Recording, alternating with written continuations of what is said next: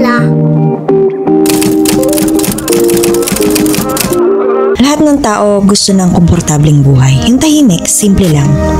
Less stress, sabi nga nila. Pero, paano kung yung pagiging komportable ang pumipigil sa atin para umasenso, or para mag-grow, or para mas makaranas pa ng mas magandang bagay na mas deserve natin? Hindi madali, no? Pero once you get out of that comfort zone at natanggap mo na sa sarili mo na, okay, this is life. Sobrang laki pala ng mundo. At ito yung isa sa mga bagay na dapat natin tanggapin when we decided to get out of our comfort zone. Kailangan tanggapin natin na hindi ganun kadali ang adjustment. It's a process that doesn't happen overnight. Iba-iba kasi tayo ng paraan ng pag-a-adjust. So, depende yun sa tao. May mga tao kasi na they know what they want. They have a goal. They have a plan. Mas madali yun. Mas madali mag-adjust. But if you're not mentally prepared, it will take you some time para lang makapag-adjust. Let me tell you a story.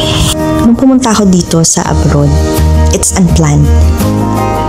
Wala talagang direction. I don't have a plan. Wala rin akong pangarap na gusto kong matupad. Kaya ako nag-abroad. It just happened very fast. Kasi ang nasa isip ko lang, okay, hindi lahat ng tao nabibigyan ng ganung opportunity. So why not? I grab it. Unang dating ko sa UAE, talaga namang para akong sinakluban ng buong mundo. Oh my God, sobrang adjustment. Like, adjustment sa health, sa mental health, sa physical health. Ang daming adjustment. I'm telling you everyone, it took me 2 years, 2 effing years para maka-adapt or talagang maging komportable sa bansang kilalalagyan ko ngayon. Hindi, this is why getting out of your comfort zone is a little bit tricky. Kailangan mentally prepared ka rin, diba? Sa mga pwedeng mangyari. I know all the OFWs, overseas worker, and even those people na nag-migrate na sa ibang bansa.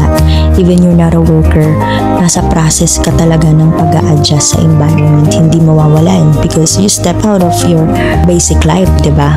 Kung saan chill lang and then suddenly bigla ka mapapadpad sa isang lugar na iba yung klase ng pamumuhay na chilling is not a thing.